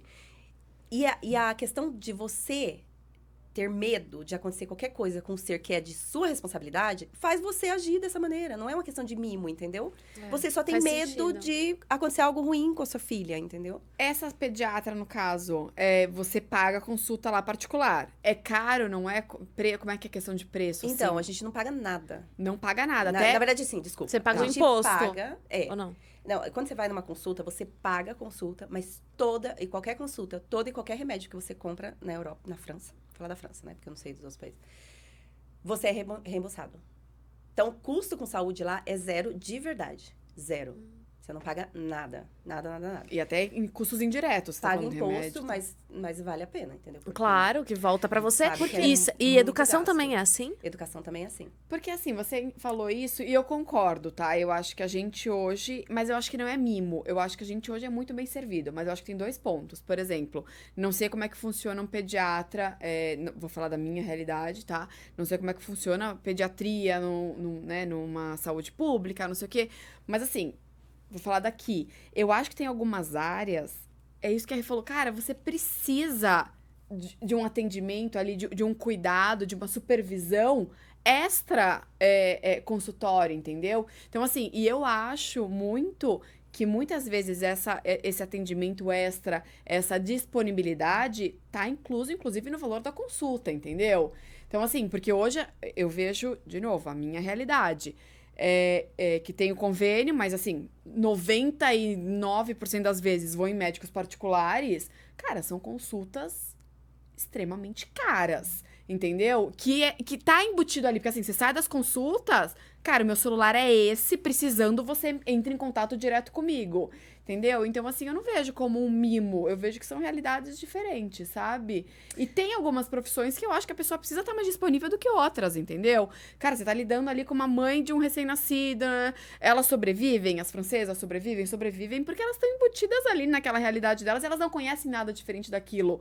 Mas eu acho que cabe muito bem, obrigada, esse atendimento humanizado, essa disponibilidade. E, de novo, eu digo que tá embutido muitas vezes no preço, entendeu? Da consulta. Tomou uma água? Não sei se eu concordo muito, porque mas é que é muito complexo e são muitas camadas, até sociais.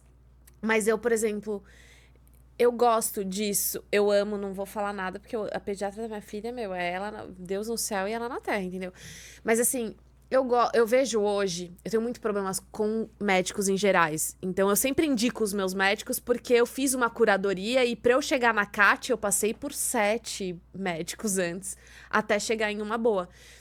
E todas particulares. Indica. Então, assim, indico. Não, que maravilhoso. Todos. Eu tenho médico de ultrassom, eu não faço ultrassom em laboratório, eu faço com a minha médica. Eu tenho de tudo. Porque eu realmente fiz uma curadoria, porque eu acho difícil essa questão. Até em convênio, gente. A gente tá falando, mas assim. É difícil, Tá, cara, mas achar. A sua curadoria, por exemplo, quais são os critérios da sua curadoria? Os critérios da minha curadoria assim, investigar de verdade. Não são exames básicos que os meus médicos pedem. Se começa a pedir exame básico, tchau. Tipo, tem que pedir exame, eu gosto de um examezinho, eu gosto de tudo. E assim, meu hemograma é hiper completo. Eu sei tudo da minha vida. Eu faço uns exames maluquetes, você sabe. O último que eu fiz agora, nossa, doideira. Eu gosto muito de fazer. Então, assim, tem uma curadoria disso. Só que é isso que eu falo. Lá, por exemplo, outro dia eu fui num pronto-socorro, eu tive uma infecção no intestino bizarra. Eu quase operei minha vesícula no pronto-socorro porque o médico falou que era vesícula, porque deu no exame que era um negócio biliar. E graças a Deus eu tenho um... Não sei porque a gente tá falando da minha vesícula agora. O programa é sobre a rede, vocês me perdoem. Mas eu tenho um gastro que é muito bom. Quando ele viu o exame, ele falou, cara, isso é infecção no intestino. Sai daí agora e vai pra, tipo, relaxa, sabe? A gente já vai fazer outro exame e vai dar tudo certo.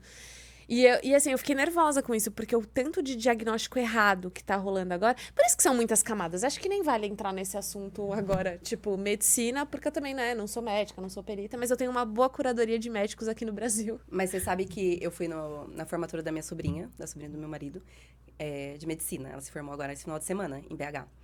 E aí, eu entendi algo que eu já considerava.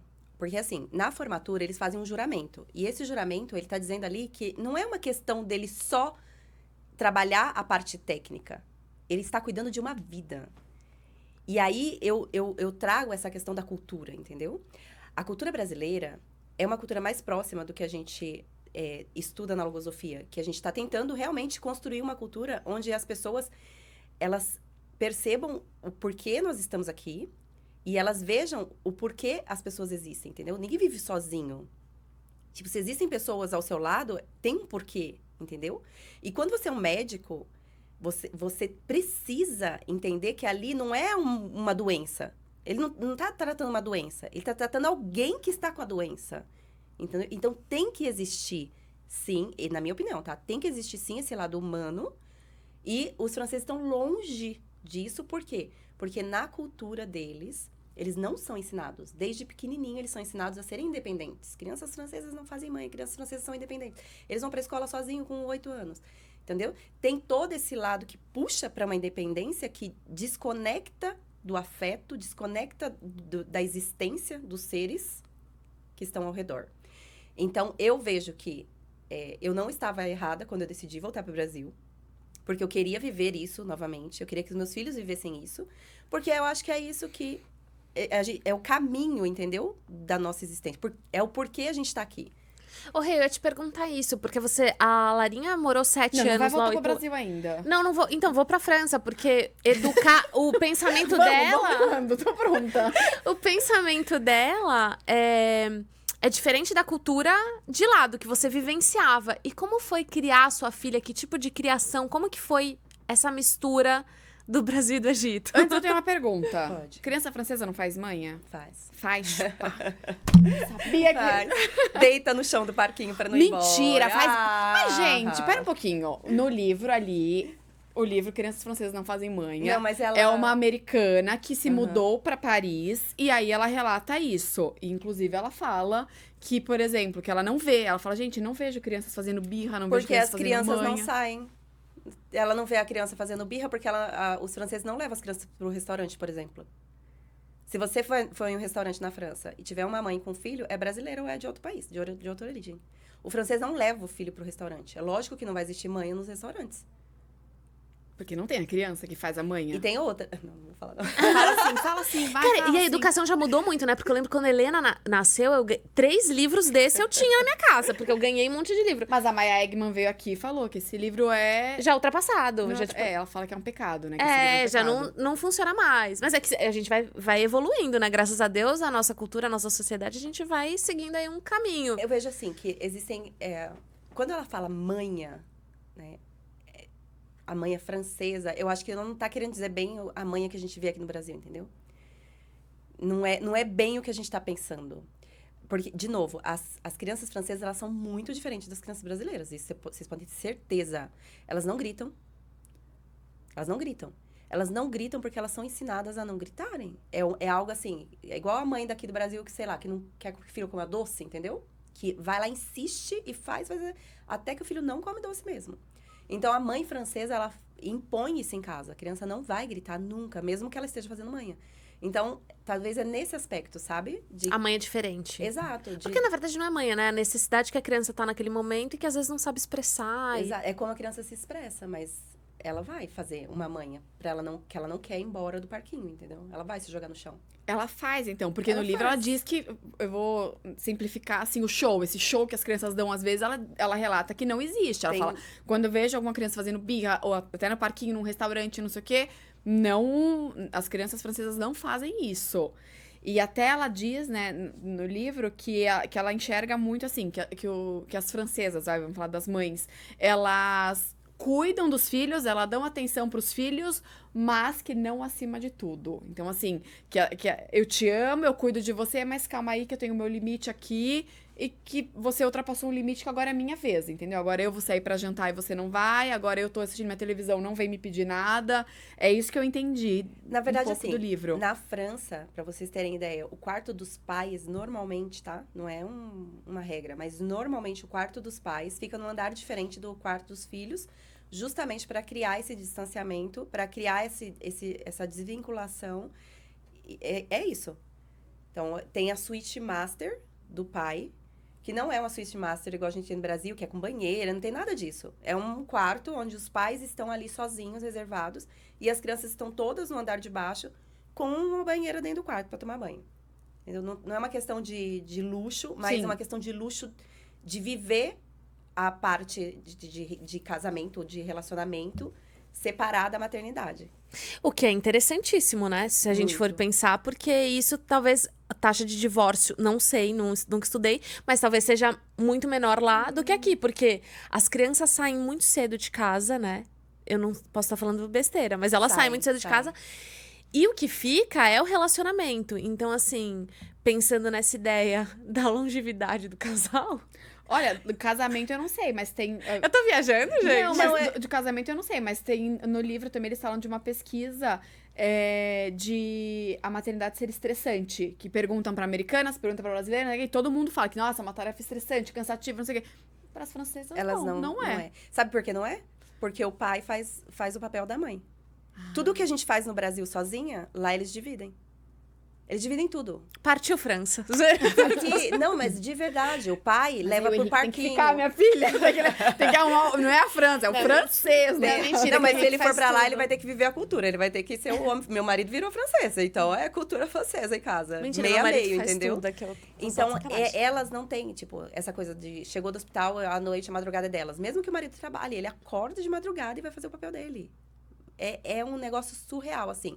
E delas não darem importância. De verdade, elas são, sabe, que se dane. Tipo, o moleque tá ali com um negócio que ela tá saindo do nariz. Tá nem aí, Eu entendeu? vi isso também.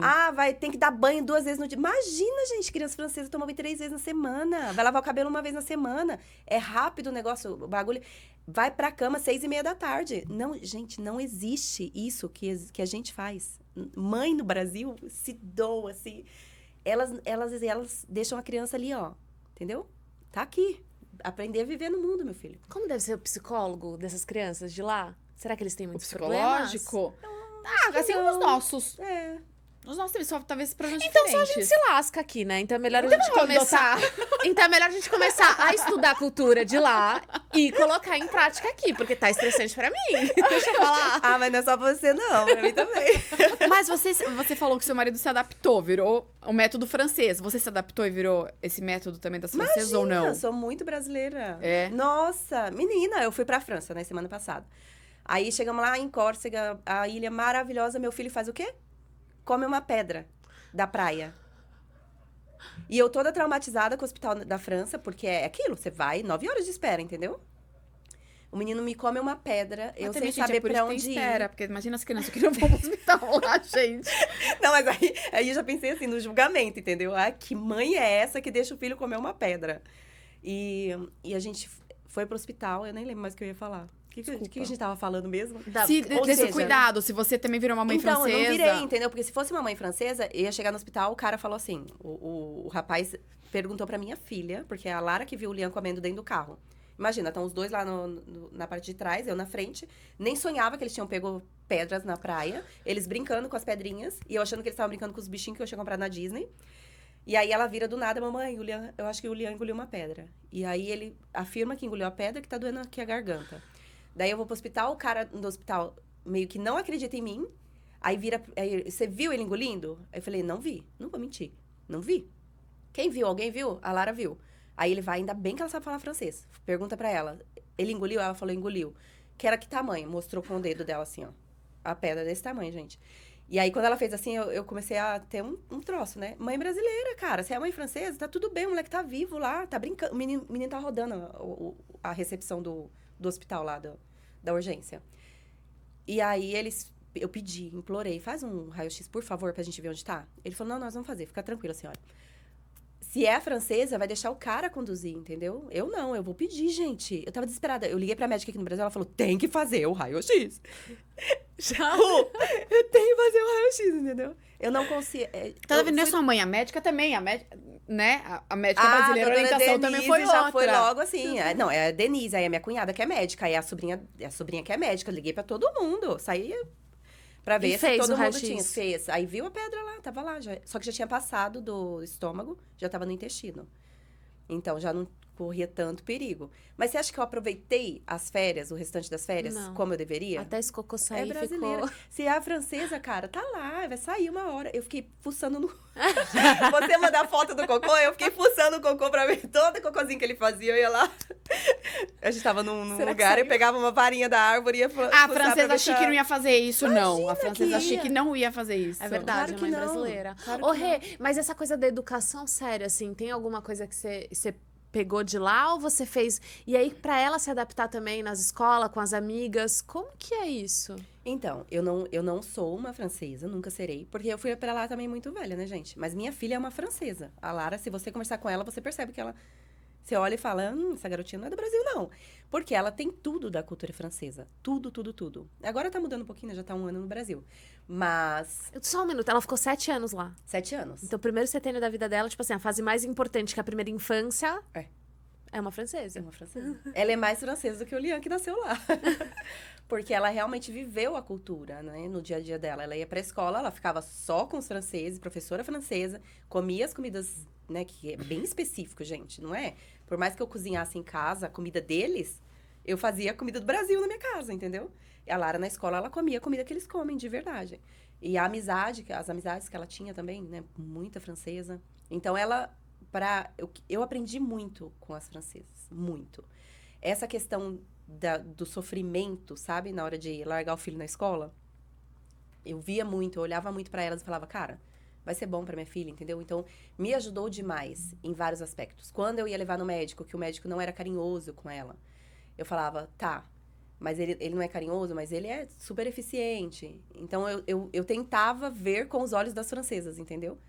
Elas não gostam de amamentar. Né? Elas querem viver a vida delas depois que elas... Já ficaram 9 meses com o filho na barriga, não podia beber, não sei o quê. Quando elas ganham o bebê, elas querem viver a vida. Então, elas realmente largam o filho com o marido e vão curtir, vão sair com as amigas e tudo. Então, eu tentei também não me prender tanto, sabe? Tentei viver um pouco fora da maternidade. Sim. Porque no Brasil, eu não consegui.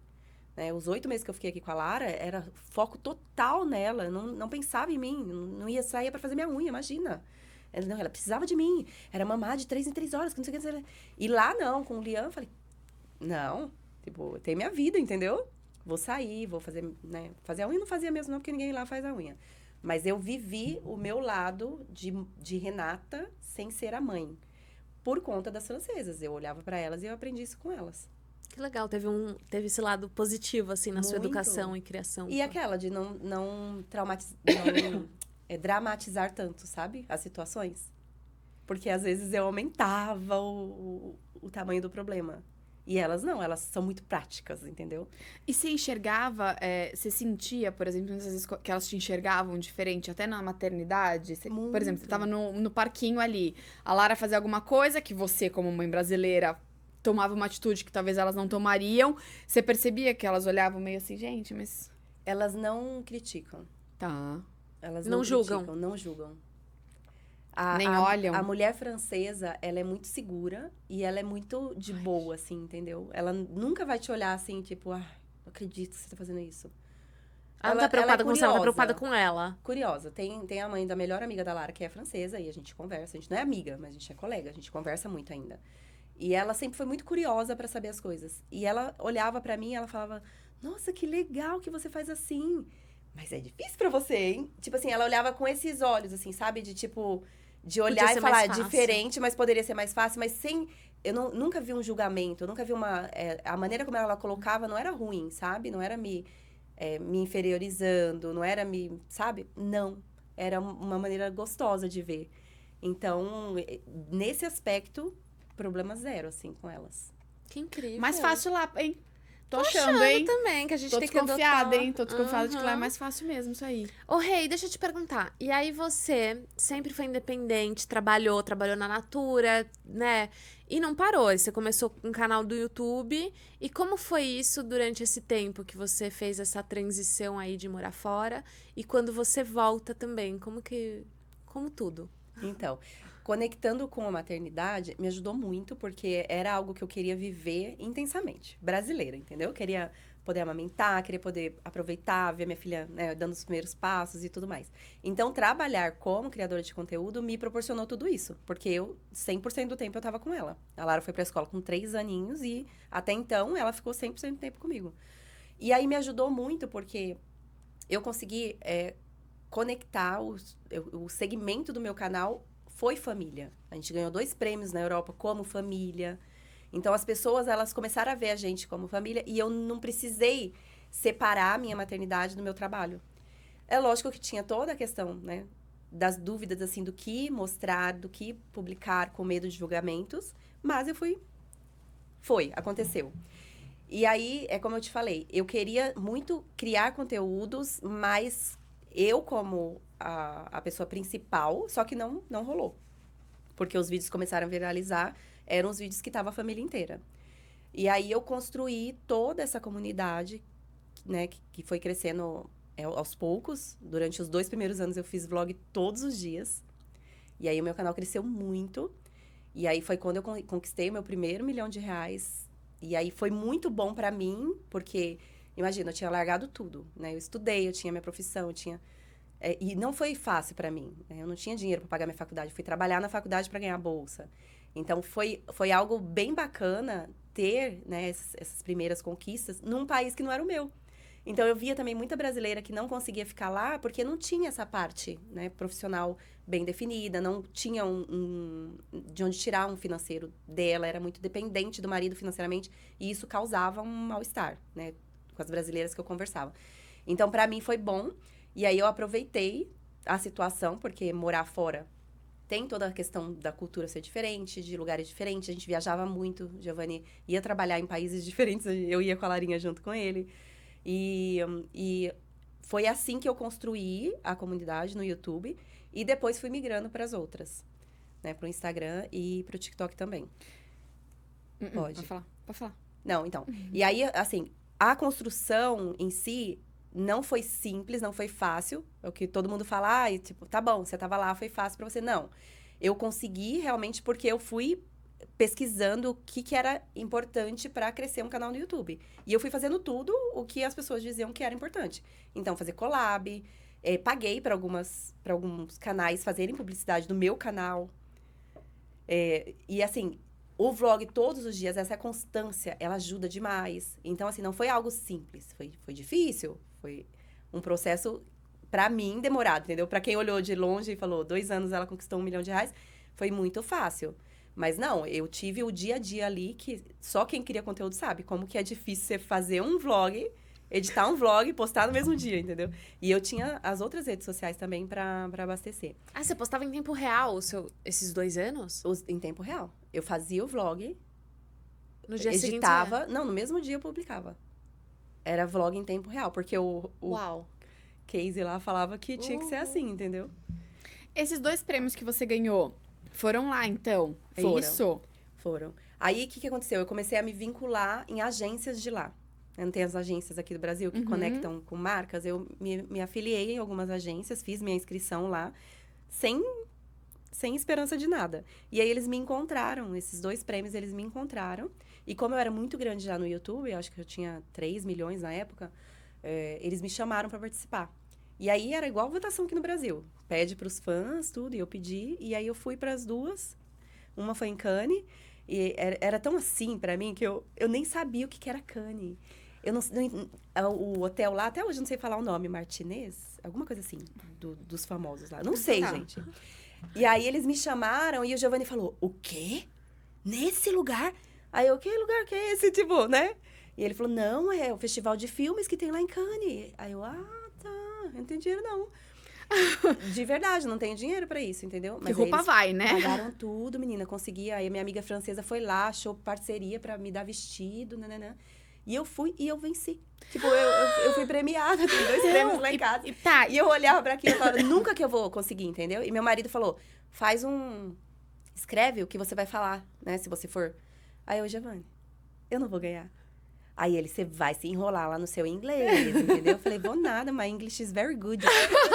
Aí eu tive que me virar na hora, né? Porque... Não Você levou? não tinha feito? Não tipo, levou? Ele escreveu falou pra mim. levar. Então, mas ele escreveu pra mim, aí ele me mandou, pergunta se eu li o negócio. Eu não acreditava que eu ia ganhar. Eu falei, nenhuma chance, imagina. Nossa, um E super a votação? reconhecimento, né? É votação mundial, então o Mundial. pessoal daqui do Brasil podia votar. Não, foram eles que me colocaram Porque lá, eu ia gente. falar, porque o seu conteúdo, família, não destoa, mas assim, não é diferente do que de lá, né? A gente tava até conversando aqui de maternidade e tal. E é engraçado ver que tinha público interessado também na sua realidade, Sim. né? Então, assim, mesmo sendo uma realidade bem diferente da Não, e deles. tinham muitas mães, tá? Que loucura, tinha mãe francesa né? lá. Tinha mãe francesa. Então, E você falou até as portuguesas, né? Que te seguem Sim. bastante, assim. Não, Não, mas pessoal de Portugal, concorrendo. Tipo, ganhou tá, de tá, mães entendi. francesas. Aham. Assim. E aí Que foi legal. incrível. Um foi em Cannes e o outro foi em Mônaco. Também a mesma coisa. Gente, que super reconhecimento. Amei. E deixa eu te Super. perguntar uma coisa. O livro, Aqui. ele vem em qual momento? Então, a Lara, ela começou a demonstrar as emoções. E aí eu fiquei assustada. Né? Porque, imagina, meu primeiro filho, eu não tinha contato com ninguém, a gente não conversava sobre maternidade. E eu tava muito focada na minha profissão, entendeu? Então, eu estudava muito pra crescer, pra me tornar a maior youtuber do Brasil, entendeu? Tipo, morando fora. Só que eu não entendia nada de maternidade. E aí, eu tinha começado a estudar logosofia. E eu via a importância de passar, né, para algumas mães, as situações que eu estava passando lá. Primeiro, porque eu estava num outro país. E segundo, porque eu sabia que as mães iam se identificar. Quando o filho começa a fazer as primeiras birras, não é? Quando começa a realmente ter opinião ali do que quer e tudo mais, e a roupa. E eu, na mesma época que eu pensei em escrever o livro, a editora me procurou. Foi incrível, assim, porque até então eu tinha, assim, sabe? Um dia eu quero escrever um livro, porque eu gosto de escrever. Só que, sabe quando parece um sonho muito distante, assim? Eu tava fora do Brasil, eu falei, ninguém vai querer. E bem na época que eu decidi, que eu falei pra minha cunhada, eu falei assim, eu quero muito escrever um livro falando sobre essas situações que eu tô passando com a Lara. Eu acho que vai ajudar muito as mães. Aí ela falou pra mim, nossa, escreve tudo, não se preocupa em publicar agora, escreve. E aí depois, mais pra frente, se você voltar pro Brasil, tudo, você vai numa editora, você paga e tudo mais. Hoje em dia você não precisa de editora pra editar um livro, entendeu? Pra lançar um livro. Sim. Mas aí eles me procuraram. Lançou lá também? Lançou lá também. Que O incrível. pessoal de Portugal adora. Amei, ganhei o meu hoje, já vou ler. Meu caderno com o seu aqui. Tá para a rua, acabei de ver. Foi isso. Eu amo. Então, são situações que eu vivi com a Larinha que foram difíceis pra mim e pra ela também. Né? Tanto da parte da maternidade em si, como do emocional e também por estar vivendo em outro país. O segundo filho é mais fácil mesmo? Muito, muito, muito. Tenha. É? É. Será? Terceiro é mais. Ah, então eu queria muito, mas meu marido não quis. Fez já, Já operou. cortou. Mas a gente É ainda, reversível. a gente pensa em adotar um. Sério? Que legal. Tá, aí vocês voltam pro Brasil e estava falando, vocês não vão ficar aqui, teoricamente, para tudo sempre, é isso? Eu poderia ficar? Pode, a gente deixa, né? Que bom. Não, a gente tá como contrato de expatriados. É, a gente foi pra lá com um contrato local, então o Giovanni foi mandado embora aqui no Brasil, foi contratado lá na França. E agora a gente voltou pro Brasil com um contrato francês. Então, 3 anos a gente deveria voltar pra França ou ir pra um outro país. Qual a preferência? Pra França eu não gostaria de voltar. Tá. Aí para um outro país eu aceito mudar. Não é o que eu quero. Eu gostaria muito de continuar vivendo no Brasil mais tempo, assim. Mas se for preciso, eu acompanho ele de novo. Ah, mas isso é problema pra Renata do amanhã. Aprendi no doida. Casamento às Cegas. Inspirada, viu? Casamento às Cegas também é cultura. Mas, e aí, mas vocês. Deixa eu perguntar uma coisa. Eu fiquei confusa. Nossa, até gaguejei aqui, né, gente? O que aconteceu aqui? O que você tá falando tanto, essa palavra que eu não tô entendendo? Expatriação? Eu quero saber sobre documentação, essas coisas. Quando ele é contratado lá, vocês recebem uma documentação que a família pode morar lá e pode. Aí vocês têm um passaporte europeu ou não? A diferença do contrato de expatriado com o contrato local é porque quando você está com um contrato local, você se torna um cidadão, Tá. né? Entre aspas, gente, francês.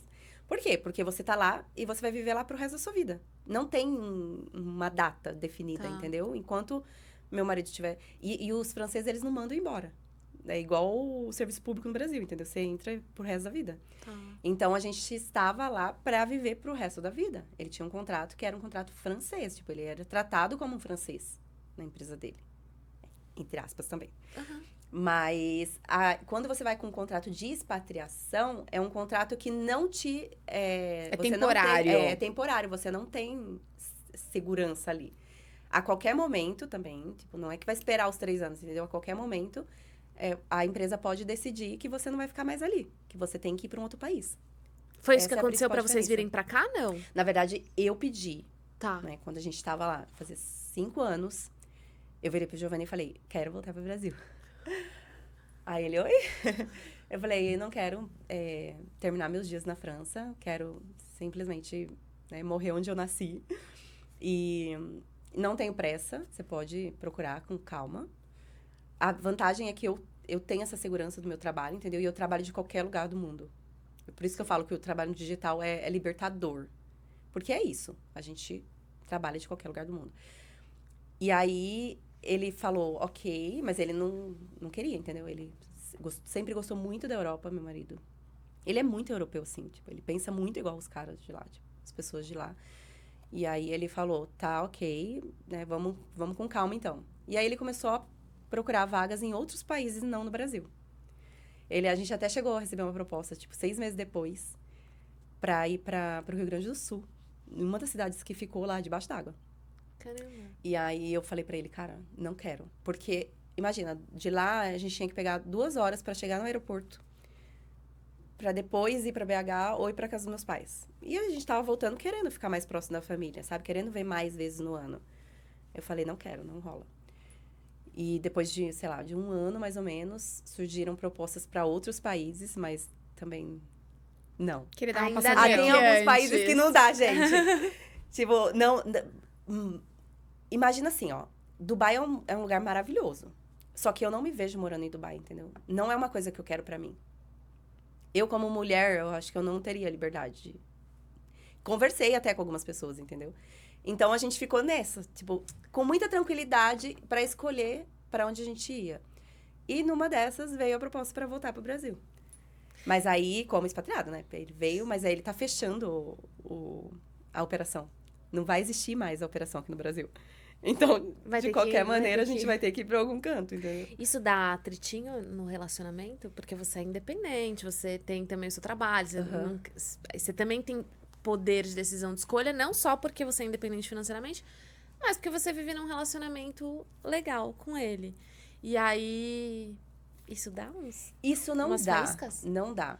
Não dá porque eu estou sempre disposta, sabe? Tá.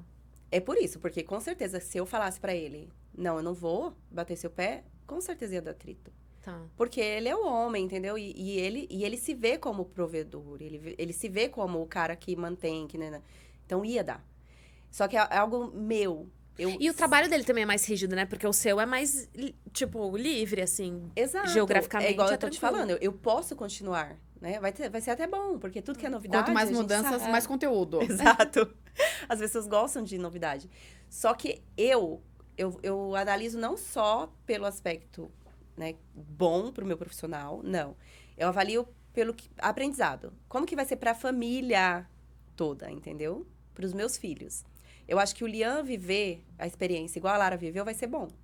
Cara, ele é muito terrível. Tipo, ele precisa, entendeu? Ele precisa ver que ele não é o reizinho, entendeu? Então, viver em um outro país, viver numa outra cultura, vai ser legal pra gente como família, né? Mas, se a gente ficar aqui, também vai ser bacana. Eu gostaria que eles estudassem no colégio logosófico, que é uma pedagogia muito diferente, que é mais voltada para esse interno, né? Que é mais preocupada com essa questão, né, da formação do ser como um todo, e não só a parte física, material, profissional. Então, tem vantagens e desvantagens em todos os lugares que eu for. Por isso eu aceito, sabe? E acompanhar mais uma vez. Eu não quero, de verdade, eu não quero viver mais do que 3, 4, 5 anos num outro país. Eu aceito ir com um contrato de expatriada. Mas ir pra morar e pra viver pro resto da vida, eu já descobri que eu não é essa. Né? Você gosta daqui. Eu vejo que existe um porquê de eu ter nascido aqui. Aí vem essa coisa da existência, entendeu? Eu não acho que eu nasci no Brasil por acaso. Eu não acho que eu nasci na minha família por acaso. Eu acho que tem um porquê de eu ser filha dos meus pais, de eu ter os meus irmãos. E eu não quero simplesmente virar Ignorar as costas pra isso. isso, sabe? Eu acho que eu posso viver experiências que me ajudam a evoluir, que é a minha principal preocupação hoje, é evoluir como um ser. Mas eu sinto que eu tenho que ficar aqui, entendeu? Saber que a raiz é aqui. É. Interessante isso. Achei também interessantíssimo isso. E acho legal, mas e aí, só uma provocação. E aí você ter casado com seu marido, que tem esse... Isso também é onde a vida tá te levando, né? Exato, porque eu, né, se fosse... Eu te falei, eu era muito insegura. Se fosse depender de mim pra ir morar num outro país, assim, jamais iria, gente. Era muito medrosa, assim, sabe? De viver coisas diferentes. Deus não dá asas pra cobra, porque eu, minha filha, já tava, ó, jogada nesse mundão. Dubai, tô pronta. Sério? Não, não sei, você não eu ia falo- viver em Dubai, não? Eu acho que você não ia conseguir, não. Eu falo isso, tô brincando. Mas é porque pra mim é muito curioso isso, sabe? Tipo, se mudar e ficar.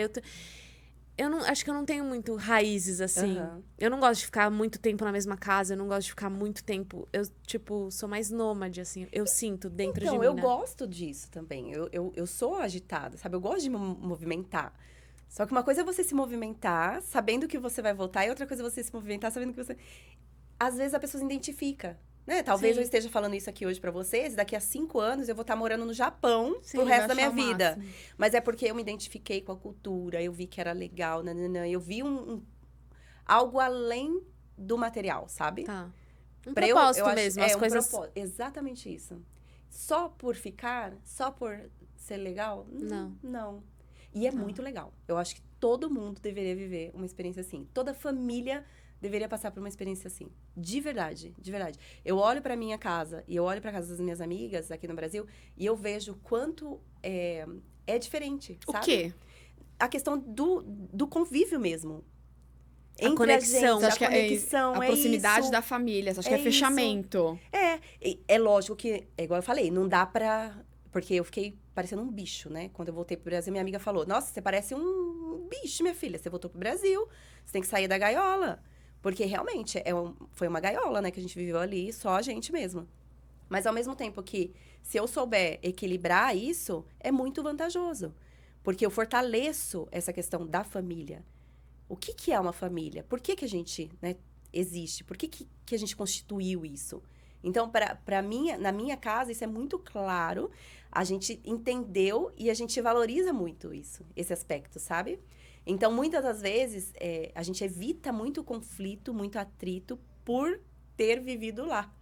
Porque a gente sabia que se a gente brigar, a gente estaria sozinho, entendeu? Não é, vai ali, vai conversar com fulano de tal vai te abraçar. Não, era a gente e a gente. A gente tinha que se resolver de uma maneira, sabe? Amigável e tranquila, porque senão a gente ia ficar sozinho. Então, em diversos aspectos, foi muito bom viver na França. Mas essa questão da família em si, do fortalecimento, pra mim, assim, não... Sabe? Eu fico muito feliz de ter aceitado viver esse desafio.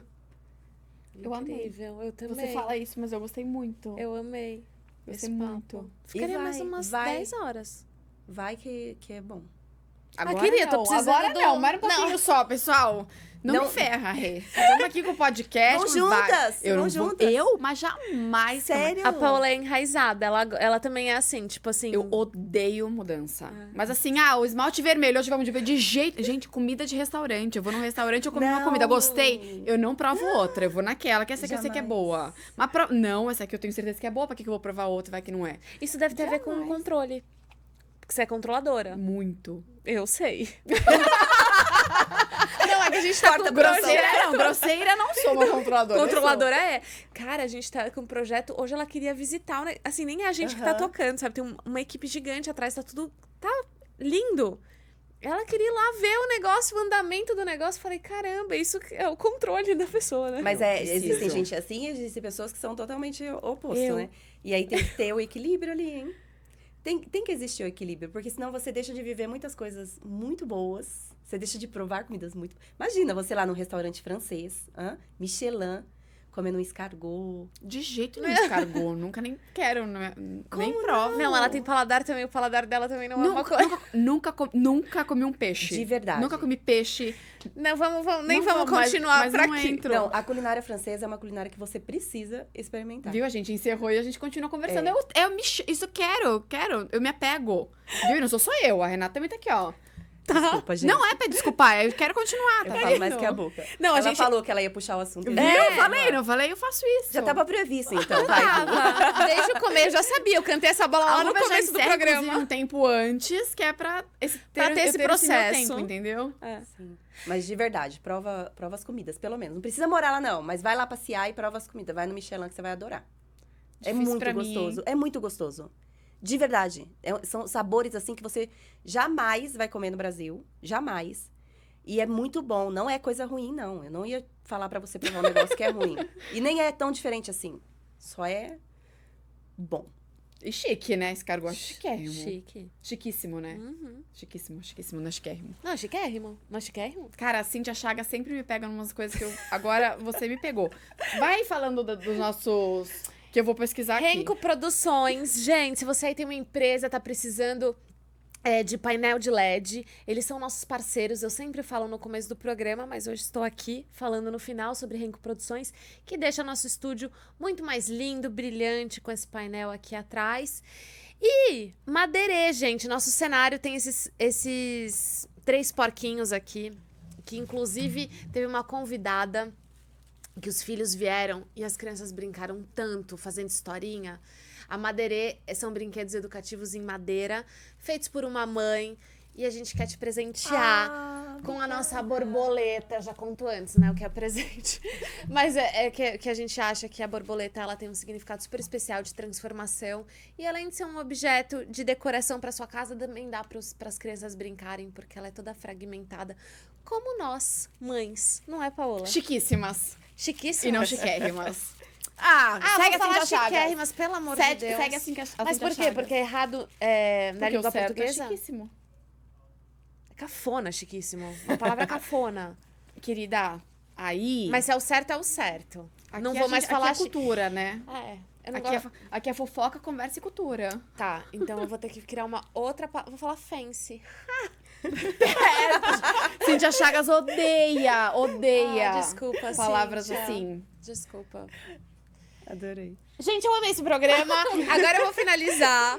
Eu espero que vocês tenham gostado. Rê, muito obrigada por ter vindo. Obrigada Foi uma a delícia. vocês. Adorei te Amei. conhecer, adorei o papo. Um super também. bate-papo. Espero que a gente não tenha falado tanto. Se a gente falou muito, pode comentar que a gente falou muito. A gente sabe que às vezes a gente erra o nosso time.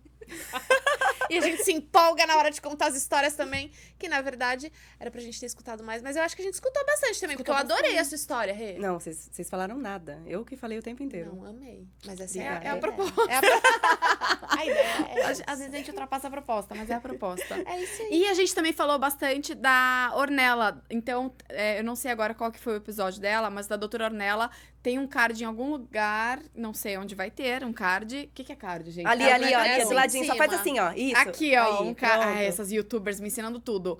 Clica no card que vai direto pro episódio da doutora Ornella, que também é um papo super legal e foi uma convidada especialíssima. Nossa, é isso. Até quinta que vem, às 8 da noite, a gente te espera aqui. Tchau. Tchau, tchau. Tchau, tchau.